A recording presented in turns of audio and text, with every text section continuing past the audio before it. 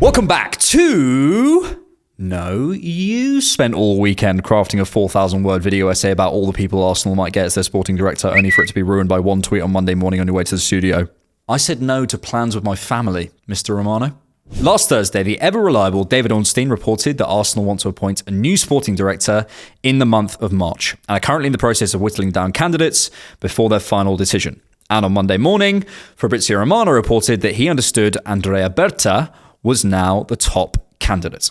Obviously, that doesn't mean he will for sure get the job. Things might change, but that's where we're at as of today. And if it's got out to Fabrizio, knowing how Arsenal use the media, I suspect he might be close, considering it's advanced, and there's reports he's turned down others for it. Since Edu Gaspar's departure back in November, the timing of which continues to leave more questions than answers for me, the question of what's next has been on the lips of every Arsenal fan. Jason Ato holds the position on an interim basis, but many have been eager for a more concrete sense of the future at what feels increasingly like a critical juncture for this Arteta project. Whether this has always been the plan and we're just learning about it now, or this has been a lesson learned from January, one can only speculate. Or we can just say it like it's a fact. It's the internet after all. Andrea Berta, a 53-year-old Italian with a big reputation in football. Having spent just over a decade at Atletico, in January he announced he'd be leaving, and since then he's had links to almost every other vacant sporting director position or similar in Europe. The first thing to say is this is very exciting. It doesn't come without its concerns, but this appointment to me feels kind of un-Arsenal. And actually, that might be the best part. For most of this, I'll be putting through my 3-point grading system that I painstakingly crafted over the weekend. No, I'm still not over it. But first, let's set the tone. I know we all know ball and would never ask such a basic question. But what do sporting directors do again? I'm half joking, because it's worth asking. Despite us football fans regularly offering our helpful advice, shall we say, to the decision makers at our beloved clubs, I do wonder how we'd all get on if in some future tech dystopia we had to write a breakdown of what the people we're criticising off the pitch specifically do and are responsible for day to day, Monday to Friday at our beloved football clubs, and submit it before writing any critique, like those I am not a robot forms. I think many, myself absolutely included, would struggle to get beyond a few vague sentences describing exactly what a director of football operations does compared to a technical director. There aren't exactly job descriptions on Arsenal.com to work from, and probably rightly so. A sporting director, traditionally, of course, sees over the entire sporting project. They have overarching responsibility for all aspects of the football philosophy, recruitment and execution across the men's, women's and academy teams. Victor Orta, once of Leeds and now sporting director of Sevilla, says of the role, "You are the link, a bridge between the board and the football side on the grass. You try to be a leader and align decisions. It's a role where you've got to have a good range of knowledge." Right, align decisions. Be a bridge. What does that mean? Off-pitch roles are less visible by nature. They're more fluid, and so they're harder to judge. We think we know them, but we don't. Most fans, again, me included, know their outline, their objectives, and then we triangulate how we think the current guys are doing based off the results, basically. Maybe some financial reports, little bits of information, interviews, and so on. At Arsenal, we had the likes of Jason Ato, Tim Lewis as the executive vice chair, Richard Garlick as the managing director, and James King as the director of football operations, all making football decisions of some sort above Mikel. But knowing exactly how that fits together, who is exactly responsible for what, where does one guy end and another begin, and therefore what space does a sporting director fit into in all of that, is not simple. And I say all that to make 2 points. One is to bear that in mind as we're talking about Berta today, but two is if it is more fluid, if it can bend to the needs of a specific club at any one time, then that's quite exciting. We can, with this appointment, shape Arsenal. We can think big. We don't just have to carbon copy Edu. We can bring new energy, change the role, adapt it to our current needs. And this could be a much more consequential moment than many might think, as big as hiring a manager. Because if we get this right, we could define an era for Arsenal. And I think in Andrea Berta, we're certainly trying.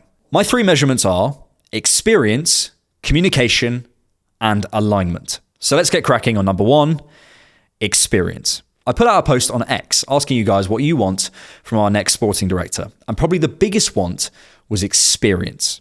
Someone who can stand up to Mikel comes up a lot, doesn't it? Mikel is a big voice in that room, obviously, and perhaps the biggest public and private influence at the club. But many are worried that that influence has grown too big to be challenged. We're Arsenal FC, not Arteta FC, to coin a phrase that I definitely just made up myself.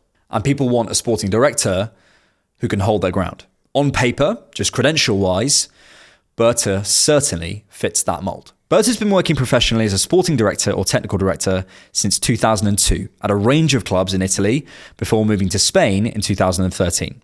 He spent 4 years at Carpenedolo, 3 years at Parma, 2.5 years at Genoa, and then 11.5 years at Atletico Madrid, including a promotion 4 years in.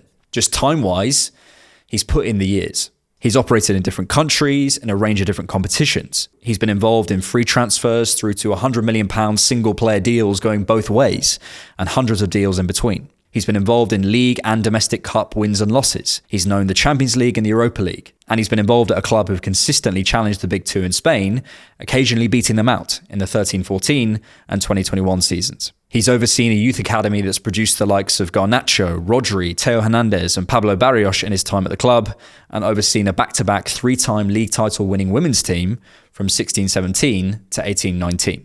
Berta was there, so therefore it's all on him, is a hard line to spin. But if we give the sporting director ultimate responsibility, i.e. if it was going wrong, he would be the fall guy, then I think it's fair to give him credit when it's going right. And I don't know if there's much more he could do to convince people of his experience, if not his aptitude. Perhaps he hasn't done it at the biggest of the big, the Real Madrids and Bayern Munichs, but reportedly he's turned down some big offers. And in his time, he's dealt with the very best in the world, both on and off the field, regardless. Atletico have won more trophies than us in the last 20 years. Let's not get it twisted. In terms of someone to challenge Mikel, he certainly has the experience, and time will tell if he does.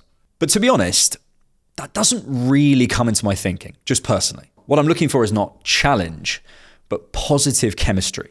You don't have to love someone and exchange Christmas cards to be able to work well with them. I do understand this desire to not challenge Mikel, to not let ourselves get into the wrong hands with no checks and balances.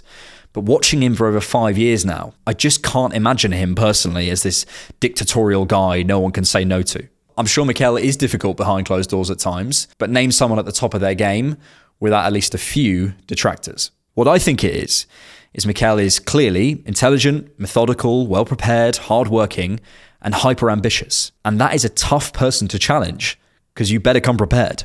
I'm sure some have failed and probably don't like that. But from what we're told, Mikel actively seeks out challenges. Berta's CV gives me hope that he might be someone who can find that positive chemistry with Mikel. He's put in the hours, and respect, not conflict, is the foundation of any good relationship. He will certainly have that. Experientially, he's a safe pair of hands. Experience? Let's give him a 9 out of 10. Number 2, communication. We do know Berta speaks English, Spanish and Italian, and has been working on his English further since leaving Atletico, but he rarely gives public interviews as far as I can tell. The Atletico insiders I've been stalking all day since this news came out describe him as a bit media shy. I couldn't find much at all. Nothing on Atletico's YouTube channels, nothing on their websites, nothing on their Instagram or other socials, no long reads, other than one clip of him accepting an award for Best Sporting Director in 2019. The best? Hire him, quick! I couldn't find a single clip of him, even. I found some quotes around Joao Felix in June of 2022, which seemed fair and balanced, talking about the importance of family and working hard, but we can hardly go, oh yeah, great communicator, based off that. Maybe more will come out, but there's certainly not loads we can go off. And this is important, at least to me, and I know certain other fans. Internal communication is far more important. Ultimately, do the job well, and a lot of this doesn't matter. But one of the things I'm looking for in a sporting director more generally is a bit more direct communication externally. And while the external relationship needs to be managed, I think fans expect that a little bit more these days. Whether that's fair is up to you to decide, but with the prices some fans are paying, maybe it's understandable. Edu and Vinay used to sit down and explain certain things about the process, which helped massively in the early days of the Arteta era. After certain windows, up till about 2022, I remember Edu would sit down with the club's website and explain the process, what's coming next, giving interviews on certain signings like Fabio Vieira, the why, and so on. But it tailed off towards the end of Edu's time there, which I thought was a shame. Maybe it was happenstance or a time thing. Maybe the club feel you kind of create a rod for your own back with that situation, the whole Josh Kroenke be excited thing and all that. Maybe the internal communication is don't set public expectations. But I disagree with that. It's not black or white. A bit of communication gave people the club's vision. It filled in blanks. It stopped this endless speculation about what's going on as Arsenal tried to get back to the top. And I think it softened the blow with some of that early teething with the restructuring. No one expects perfection and no mistakes. Well, most people don't expect, they just want honesty where there can be honesty. And the fact is we exist in a world where Edu could have gone live on Instagram on deadline day. Okay, maybe not that far. But by communicating at key, suitable, sensible points, you control the narrative. You create the talking points on every news show and headline. And I think that matters. Right now, I think a lot of Arsenal fans would welcome some communication about what happened this season in terms of the January window and the summer window, but also they'd love to hear about how the Hale End success came about. It's not always about a mea culpa. Maybe with Arteta there right now, we have that guy for us, that communicator, the figurehead to rally round, the guy who will say the quotes we can all get excited by and give us a sense of where we're going. But who is that long term? I think we want someone who can communicate a vision, show us where we're going, show us the passion that we feel as fans is reflected in the board. And Arteta won't be here forever. Considering how long he spent with a notoriously fiery Diego Simeone, I think we can safely assume Berta is a good communicator. You don't get this far if you're not, and he reportedly has good contacts with all the big agents, which again is the far bigger factor here, the internal stuff. The reason he left was a restructuring apparently, a bit of a power struggle with Carlos Pizarro and Oscar Mayo. To survive anywhere that long in football, I think it's safe to say your people skills are going to be pretty good. I'd just like to see that publicly. Let's give it 7 out of 10. Number 3, alignment. Since Raul Sanllehi's departure in the summer of 2019 and the subsequent restructuring, largely there's been similar guys in the room at Arsenal. Again, tricky to say, but the reports, the feeling, the bits of communication we get all speaks to a pretty happy camp as far as we can tell. In the All or Nothing documentary, everyone seemed fairly in cahoots. And yes, I do know it's edited. Edu, Garlic, Tim Lewis, Mikel and so on, plus the various scouting, physio and data teams and so on, seem to work okay. But in recent times, Edu's sudden departure, Mikel's comments in January not lining up with the actions, even that Declan Rice TNT interview where he's sure we do something, it all feels a bit off. We can go too far with this. I don't think there's some big, huge fracture at board level that's irreparable. But I also suspect that no one feels the last 12 months have gone exactly to plan. But it's funny because with Berta, I don't know if he's the most realigning candidate we could have picked back to what we had before, certainly. I think he might realign us, but in a different way.